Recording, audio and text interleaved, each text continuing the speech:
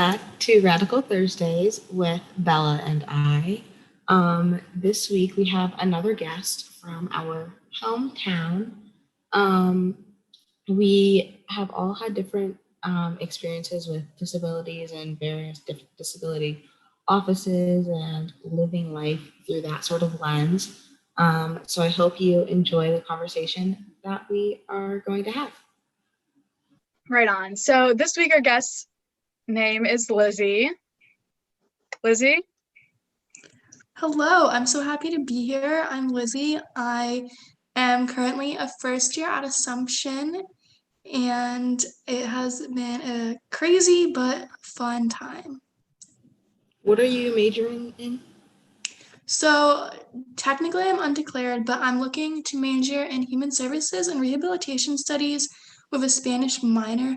Um, I'm not sure if that's where I'll stay or not, because a lot of times that'll be like social work and counseling. And I don't have the patience for that, to be honest. So I am sort of looking more into the policy aspect of it. Oh my gosh, that's so cool. I was thinking about going to school for social work, and then I came to the same conclusion that I don't think I had the patience for. So I decided maybe that's not the career for me. Yeah. Yeah, my mom's a social worker, and I give social workers so much credit. Oh my gosh, I could never do that. But she loves her job. Okay, so tell us a little bit about your story. So you're legally blind, right? Yeah. Okay. So I am legally blind and I have been since birth. So the vision I have is the vision I've mostly always had. It's decreased a little over the years. And so what legally blind technically means is that you have 20/200 vision. So for me, I can see about 10 feet in front of me with my left eye, which is my good eye, and then the rest is colors and shapes. And then currently in my right eye, I just have light perception due to some like a cataract and some other things that eye just has like more issues. So that's what my vision is. In terms of school, it definitely is a factor because it affects my daily living skills, which is sort of why legal blindness is classified that way, and it's classified as a disability, is because it impacts your daily living and your daily living skills. So I use large print for reading, as well as a ton of audio materials and a screen reader and a screen magnifier on my computer. I also navigate all the time with a white cane whenever I'm outside. So that's some of the tools that I've learned to use over the years. How has that turned into activism? Yeah. So over the past year, so throughout high school, I got involved in many different groups and organizations for the blind, and throughout my childhood, I was always involved. My dad originally was a horticulture major, and then as I was growing up with visual impairment, he then went back to school and got a degree to teach the blind and visually impaired, and later on to teach the blind and visually impaired how to navigate in their environments through orientation and mobility. And so through that, I was able to really get involved and participate and join in the blind community, which impacted my entire life. I've met incredible mentors. I've learned a ton of things from how to, I don't know, fill a water cup with an audio checker, or just like different little tips and tricks that you wouldn't really think about. But in terms of activism, so that sort of introduced me to a group of blind and visually impaired people. And from there, more recently in the past year, I became involved in the National Federation of the Blind, and they are an activism group for the blind, and in particular, the blind movement. One of their very well-known logos is "Live the life you want." Blindness doesn't define you and doesn't hold you back. And so through that organization, I was able to join a local student division and as their affiliate. And so I have been able to connect with other students and teach them some different skills, and we have resources for them, as well as participate in um, changing laws. So over last spring, I was asked by the larger National Association of Blind Students to connect with a senator or a congressman in our state to thank him for supporting a law called I believe it's the ATAA, Access Technology Affordability Act. And so one of the major things that the NFB does is they create and try very hard to pass laws that benefit the blind community.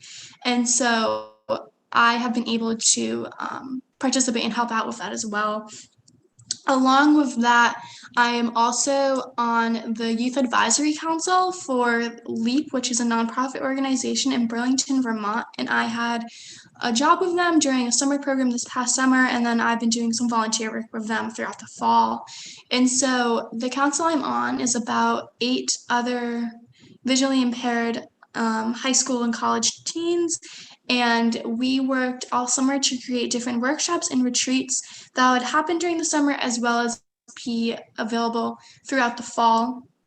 And so these retreats really focus on education resources. So some of them have been about public transportation, others have been about dating with blindness and disabilities. A future one I'll be hosting is going to be about the different lifestyles of a guide dog user versus a cane user. And then I have also had the opportunity to speak at different events, such as Perkins School for the Blind, on my experience of being visually impaired and what their programs and other programs have provided me with. So I have really become involved in the blind community, and I've learned a lot from them, and I really hope to give back to them. One thing else, I don't know if this is necessarily activism or not, but for the past 6 years, my family and I have been puppy raisers for Guiding Eyes for the Blind. And so when Guiding Eyes' puppies are about 8 weeks old, we'll take them into our house and we'll teach them house manners. So they need to sit before they get their food and be quiet in their kennel. And then we also teach them socialization. So they will come out to restaurants and grocery stores, to the mall. We want to get them to as many places as we can before they go into official training as a guide dog. So that is some of the organizations I have been a part of in terms of the blind community. A lot of that. That's incredible. I didn't even, well, I feel like I knew a couple of those, but I definitely didn't know nearly all of those. But from what I'm hearing from at least from what you're telling us, it's interesting because in different like categories, I guess, of activism, it's executed in different ways. So a lot of political or racial activism, you see like marching and more of that kind of stuff. But from what I'm hearing from your side, it's your activism is more educational and kind of growing upon that. Yeah, definitely. One thing that I've heard often, I sort of implemented into my own philosophy, is especially, so I can really speak for like myself and as a blind person, but oftentimes disability is looked upon as a negative aspect and something, if you look at it from the medical model, something that should be fixed. Rather, if you look at it from the social model, that the environment you're living in could be changed to benefit everyone. So like even like curb cuts, for example, benefit wheelchair users, but they also benefit strollers. So I think education is definitely a key factor, and oftentimes you'll hear people, I hear this all the time, like, you're so amazing, I never could have done that. And that's great, but I'm just living my life. I've learned how to make the best adaptations that benefit myself. But at the end of the day, I am blind and that's who I am. And the life I live is the life I live. And although my blindness is a large part of who I am, it's not only who I am. And so I think through education, we're able to show others that disabilities don't hold us back. They add diversity, they add new perspectives, new viewpoints that often aren't seen. Um, it's really hard to educate, I think, because most of what I have done, as you've seen, is really within the blind community. And so that's fantastic, but that's not going to create a large amount of change because oftentimes it's the able-bodied people or the sighted people who have those misconceptions, and it's not that they oftentimes it's not that they don't like want to believe that you can do it, but they're just ignorant to how you can do it because they're like, well, if I was blind, I couldn't take the train to go to work, I couldn't go to college because I couldn't read the text. And I think by showing others that it's possible and by giving them the knowledge, whether it's through blind presenters showing that they can, or athletes, or whatever it is, the Paralympics, who knows. I think that education really provides that opportunity to show that it's possible and give that new perspective without being like arrogant about it. I don't like that word, but like show it in a positive way. 100%. I think you touched upon probably like the biggest thing that I see. All three of us have an experience, a disability in a different way. I have a unseen disability because I have a executive dysfunction in my brain. There's a lot of like technicalities behind it as to like I have smaller like lobes and whatnot, and neurons don't work and dopamine.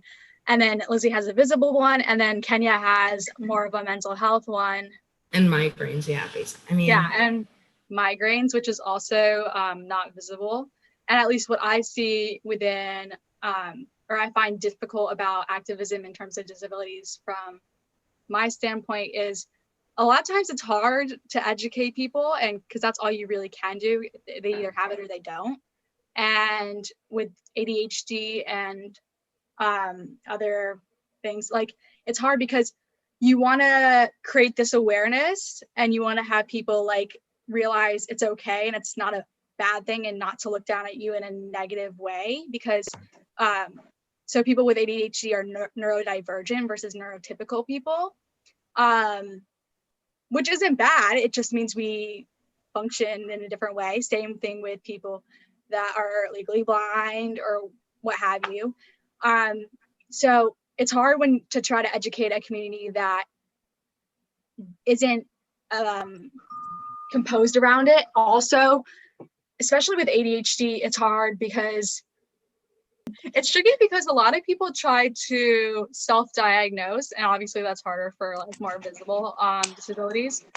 But you want to educate people to make it normal and not to look down on you and look at the disability in a negative light, and like kind of say like, yeah, you're right, you can do it. It's a disability, but so what? You can do whatever anyone else does. But also like not have them self-diagnose, because then they're taking away.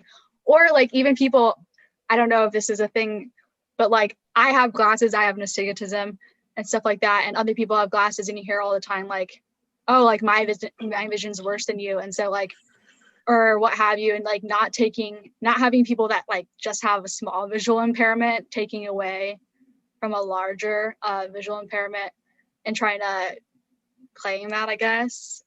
I think that's a good point. And I think that also brings up the fact too that like even within like one community, the spectrum of disability is very vast. And so like oftentimes if you have, and that's like another thing, a lot of people like I'm sure that many of the people I have met at college, I'm the first blind person they've met. And that's how it is for many people with disabilities, I think. I don't know. And so you often have like these misconceptions from media and like different things like that. And so you what like is often believed to be black and white often isn't. So like for as you were mentioning, Bella, for ADHD, um what you may have to deal with isn't going to be the same as what someone else has to deal with. And Right. if you're not familiar with that, if you don't have any knowledge on that, then it's going to be really tough to understand that. But if you don't even try to understand that, then you'll never learn about it. Exactly. Yeah, I think you touched on like the biggest thing. It's a spectrum for everything. And it's hard to yeah, I feel like people always see it as a black and white thing when they're outside of the club. Um, sorry. But it really is a spectrum. There's a lot of people that have, less executive functioning problems than I do, or may have it at a more severe level. Um, yeah, it really is. Everything is on a spectrum. So One thing that Lizzy, you said that was very interesting is like oh my gosh, you're so amazing. Like, I don't know how you can do that. And first of all, I think it's really interesting that we're doing this episode now when like the past 2 weeks I've had literally the worst migraines. So that's why my energy is a little bit low. But I know like a lot of people will like say to me, they're like, oh my gosh, how do you, like, I can never imagine living like that or something. And I mean, first, I was like, at first I was very annoyed, like very annoyed. I was like so upset about it. But then eventually, I don't know if it was the multiple doctor appointments that went nowhere or what, but eventually I was just like, this is what it is. And then like, instead of being upset about it, why not take it and try to use it in like a better way? So I feel like the "you're so amazing" comments like I don't think they mean to sound condescending. I don't know if they're condescending for you guys, but for me, they're kind they're of condescending, and I get petty about them. Okay. I mean, you already know that though. Because it's kind of like I think when people say it to someone who they like know has a disability of some sort, it's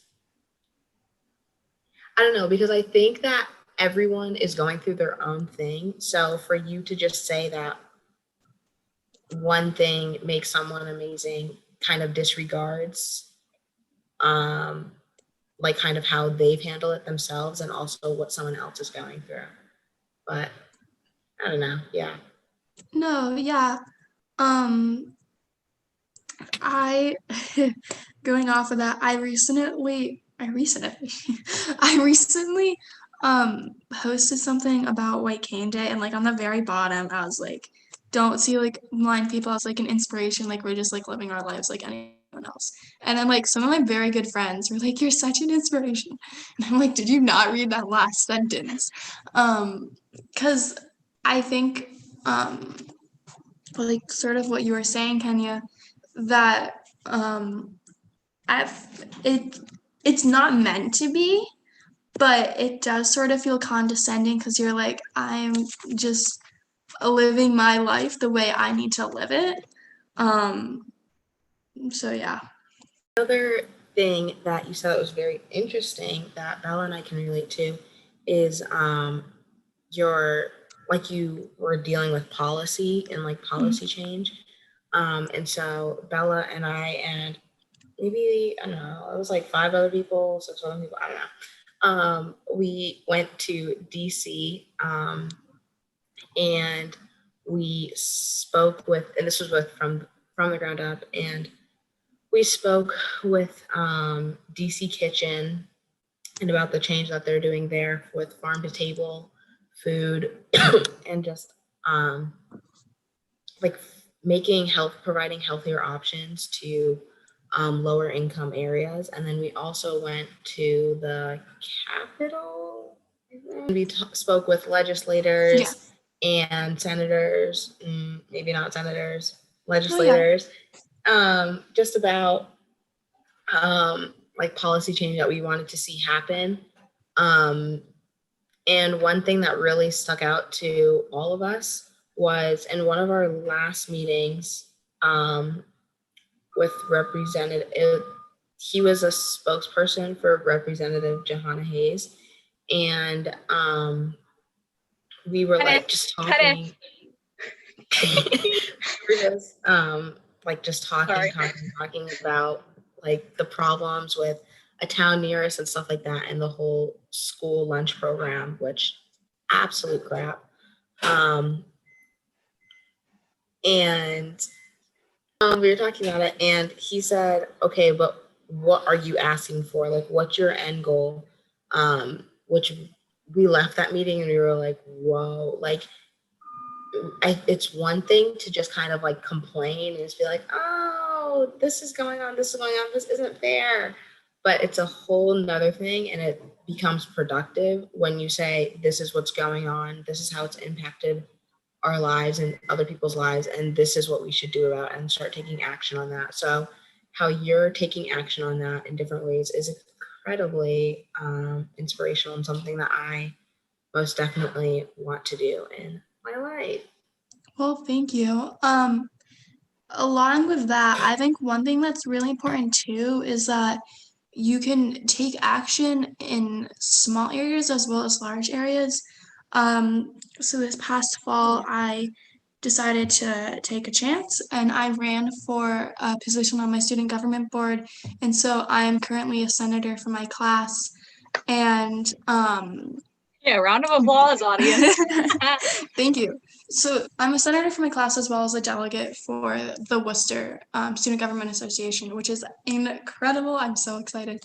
But back to my original point, one thing that I was very timid to address was our school loves to post all of our events on Instagram, which is fantastic. It's great because then students can see it that way.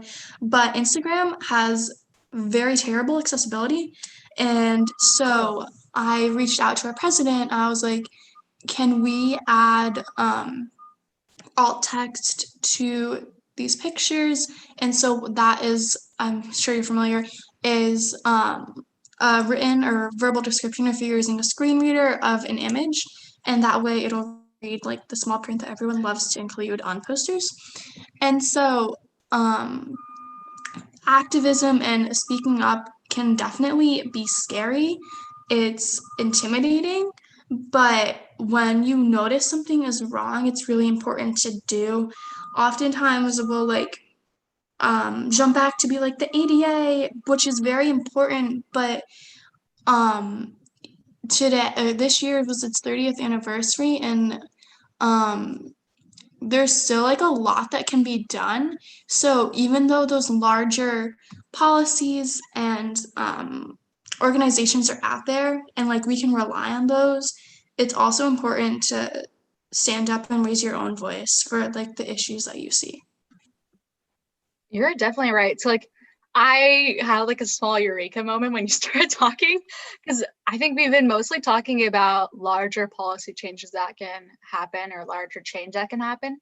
But you're 100% right. Like when you see like small changes that you can do, even though it might be intimidating going up to that person or DMing them or what have you, or emailing the company to ask about it, you might end up benefiting a lot of people that also are experiencing the same thing. So just doing small things, like minor things that might seem like nothing to people, might like make the difference so that everyone can feel included. So like on TikTok, how people are starting to circle it back to TikTok. Like I always talk about TikTok, even though I swore to myself that I would never get it, but that's another issue. Quarantine drove me insane. I noticed that creators and people on your like For You pages and stuff like that are starting to put text captioning as they're talking, which even though like I have a small like visual thing because I can see relatively fine without my glasses. Ish. I didn't feel anyway. It's really helpful. Like, you may not think that like including that small alt text is helpful just normal people, but it really is. Like, I have a hard time following sometimes, so it's nice to see the words and to pause, think about it. One thing that you said that I was like, oh my gosh, that is so cool. I want to do that was the retreats. Can you talk more about that? Definitely.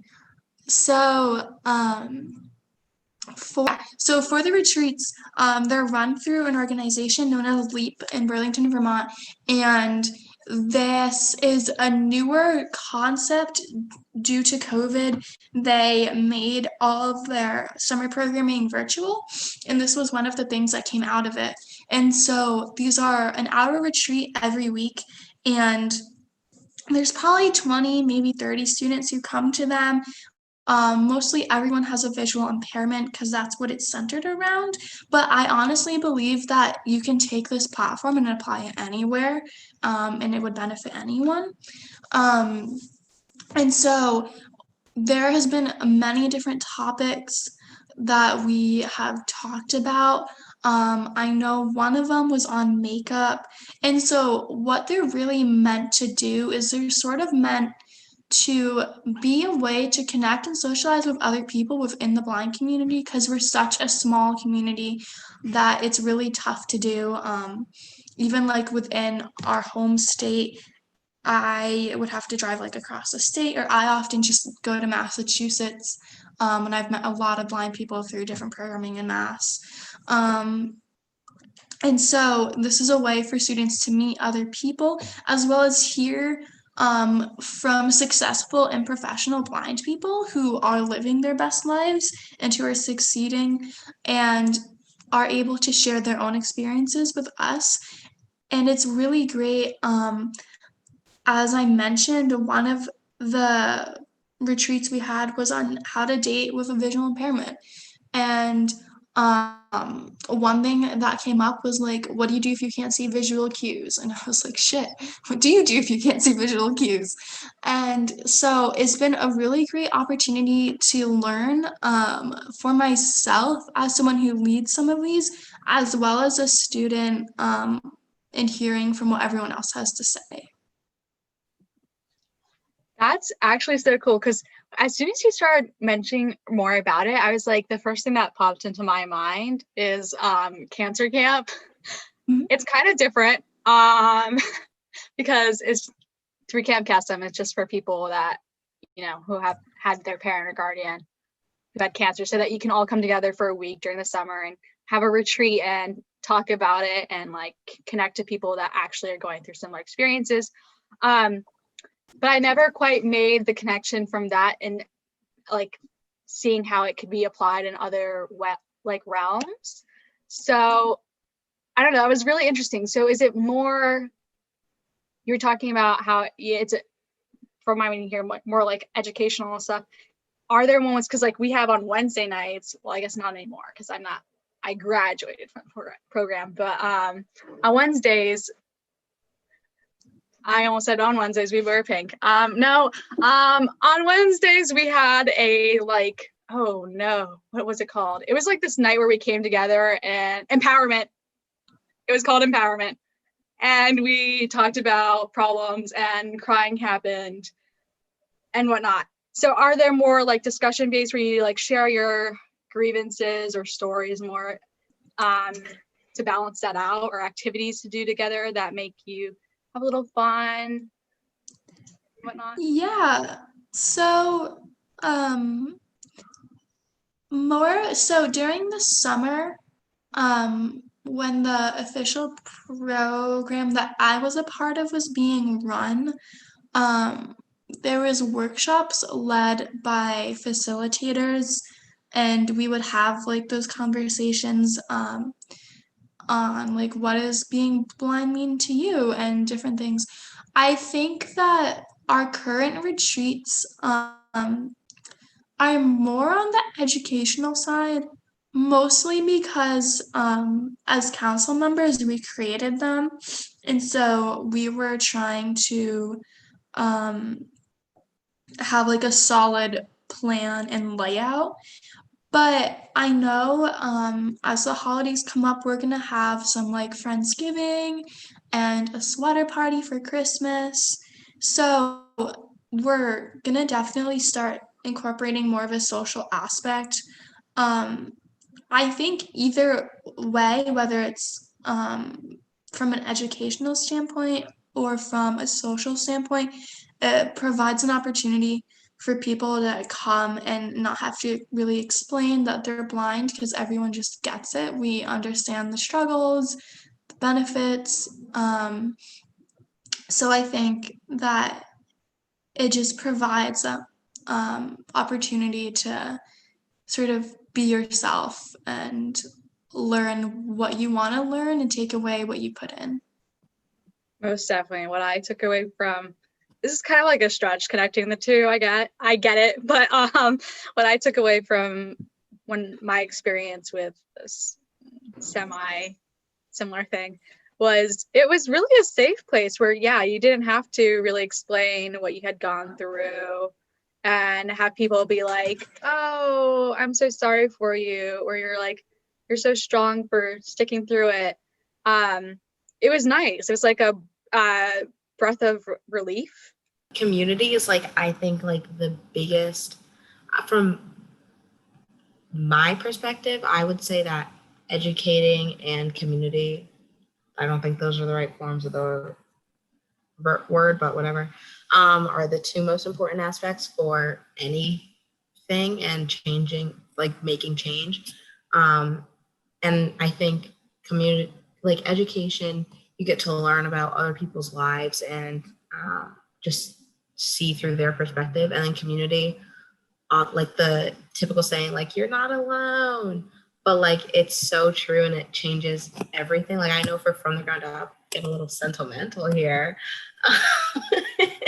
From the Ground Up is definitely like a community that I joined and nourished my soul that I did not expect to be so involved in and to not care about, no, just not be so involved in as I did. But like, I met my best friend there. I met like all I met like people that I had already known, but like we weren't that close. Like now we're like really, really good friends.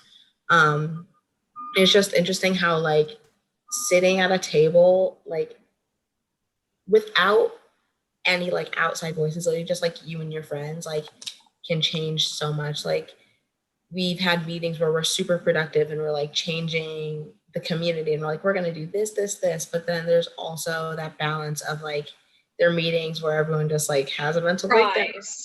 We all cry. It's what it is. But it's all I think they both work together to create massive, massive change. So moving on to struggles facing kind of like today in our environment with COVID-19 and how we're in distance learning, what have you found and your peers within your community found there to be situations with? Yeah. In terms of distance learning and disabilities, I think one thing I noticed right away is that it's super easy to hide your disability. Um, the first 2 weeks of our classes were online, and I was like, yeah, I'm gonna totally tell my classmates I'm blind. No. I was like, they can't tell, so they don't need to know. Um, so I think that's I know it's a struggle for many people. That like getting accommodations right now is tough with online classes, especially like not being able to meet face to face with your professors. But overall, I think that it's definitely been a transition for everyone. I know for our school, we're doing hybrid classes, which was going really well. And so we would have like in-person class like every other day if your class was really big because you'd have two groups, or if you were a smaller class, then like whoever was on campus would be in the classroom, and then whoever was at home would be zooming in. I will say it's definitely weird having everything online and not having anything in paper, in particular like exams, because like you can't write on like the sides like your notes or anything. Um, but I think distance learning is something that we all have just gotten used to. It's definitely tough because you miss that social aspect. Even in the classroom, you miss that social aspect. Because if you go to class, you're in there for class, and then everyone leaves. And because the desks are so far apart, you can't really like whisper to people next to you and like learn who they are, and they can learn who you are. So I think that's been really tough. Even like living on campus in our dorms, the first few weeks was really hard to know who's around you because no one had their doors open. Um, so I think it was mentally straining for many people. I know for me, in the beginning, it definitely was. Um, it took a little to like find my good friends, but I think there's also like benefits too. One of these being the LEAP program wouldn't ever have happened. They wouldn't have been able to reach so many students from so many different states if not for this pandemic, which is sad to say in my opinion, because like I would have preferred it not to happen, but at the same time it did have beneficial outcomes. So I think um, overall, after that very long babble, distance learning like has its drawbacks in the sense that you don't have that social connection and you aren't able to really get to know your professors as easily because you can't just walk into office hours and be like, hey, that thing's cool in your office. Can you tell me more about it? Um, but it does allow you to connect with more people that you may have otherwise not been able to. Yeah. For me, obviously, every disability or mental health issue with this pandemic has been impacted differently. The downside, especially at the end of high school when we were completely online and there was absolutely no structure. I know some high schools had structure, but for us, we didn't. We just had like assignments posted and we had to do it. It was really, really hard because it takes a lot for me. Even if I want to do it, in terms of, even if I'm motivated to do it, I have to like reach a certain point to be able to. It's like hard to explain, but my brain doesn't like let me in simple terms. So I ended up falling behind. I graduated. I had really good grades at the end, to clarify, but I really struggled. But then in college, as I'm sure everyone else has it, we also have FunFlex. I happen to be only online, but there is definite structure, and you log on to Zoom or you go to class and you have that kind of structure, which is really nice. And I found that in terms of benefits, I sometimes when I like get like really, I'm always fidgety, but when I get really, really fidgety, I'm able to get up and move around. When, say, if we were in the classroom, I probably would not have been able to. And so I walk around while listening to it more podcast style. That probably doesn't work for everyone. That's just how it works for me. But yeah, there's definitely downsides and upsides. Is that even a word? Yes. We're going to say it's a word for the sake of this. It's a word. To the COVID situation. But it's just interesting how everything's different for just, you might think that everything is similar in terms of how disabilities handle situations, but it's very much different, even within the different kinds of disabilities. So Yeah, for me, it was kind of the opposite. Well, I don't really know because during like while we were still in high school, like Bella and I basically worked together like every day, but you worked I more than I did, though. but I like absolutely thrived. Like my grades have never been that good since literally seventh grade because I personally work better without any sort of structure.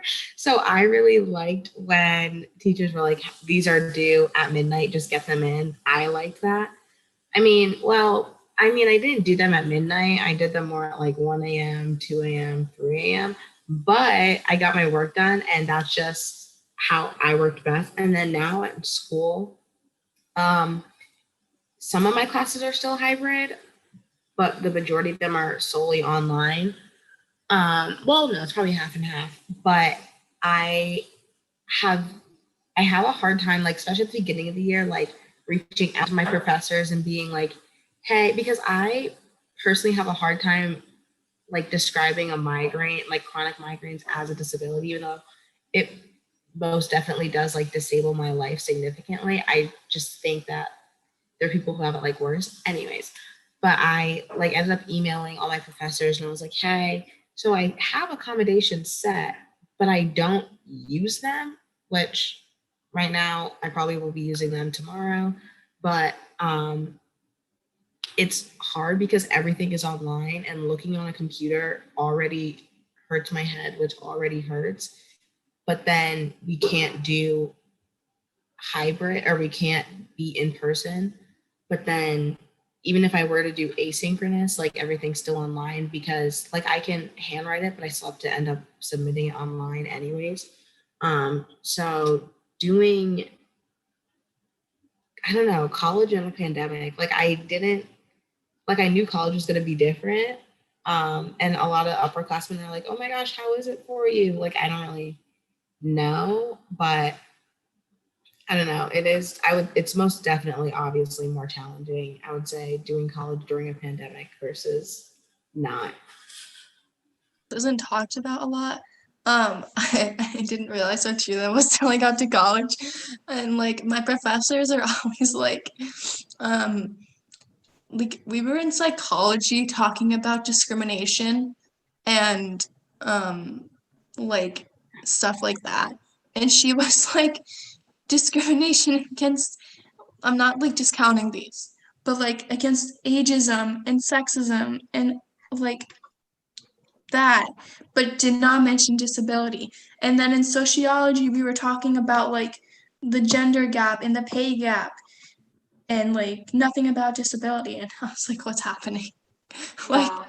how is this not being mentioned anywhere? And even in my human services class, my professor always refers to disability as atypical abilities. And because I don't know if this is why, but once he was like, disability is like derogatory.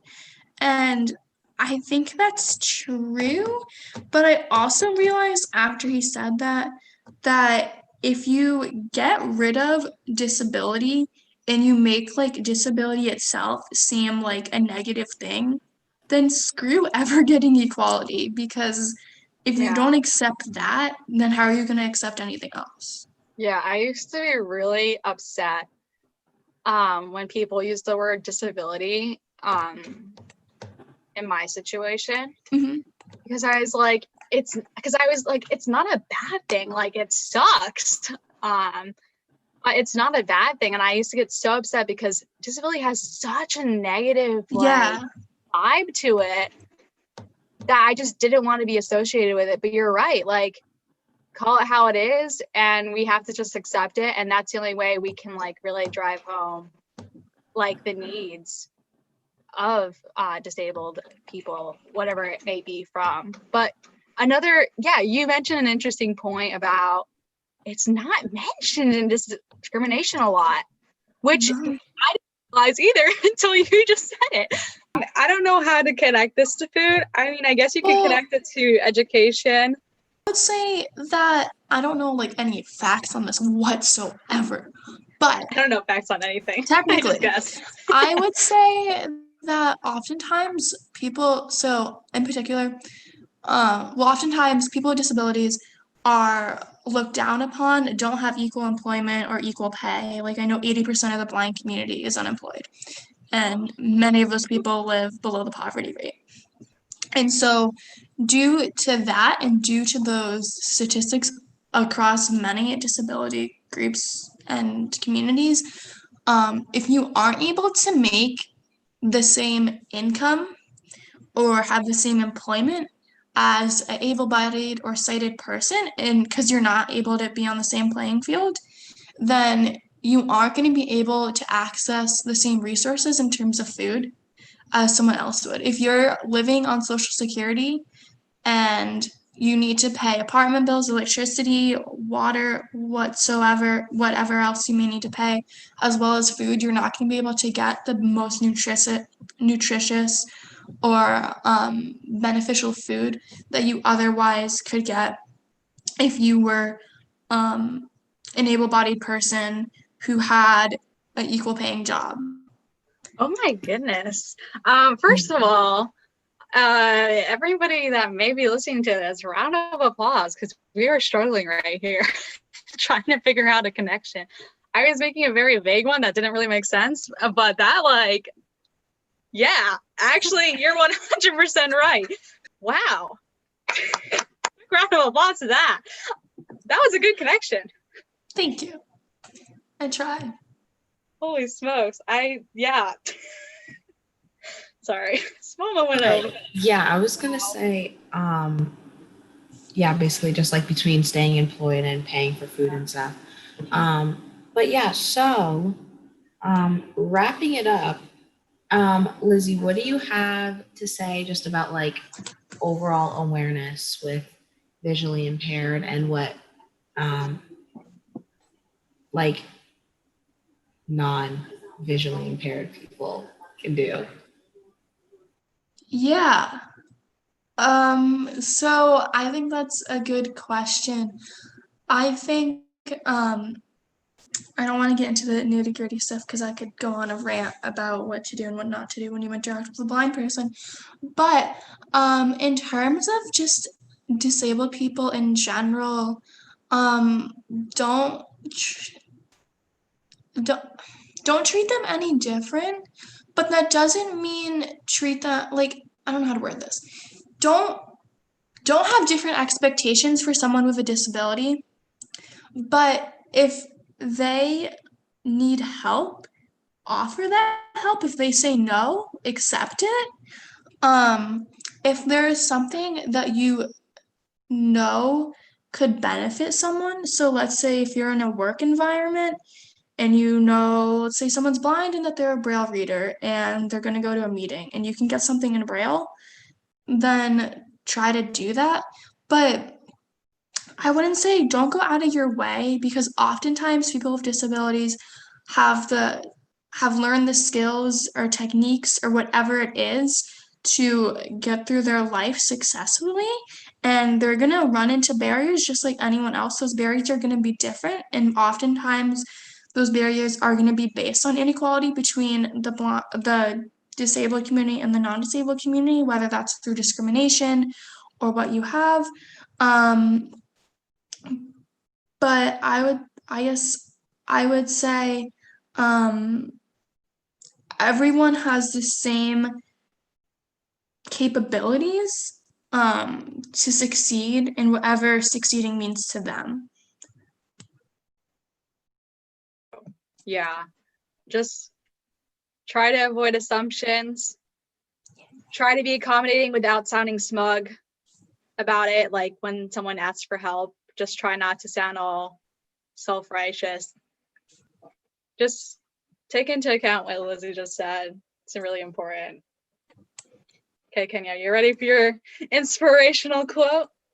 We're going to wrap it up with a quote.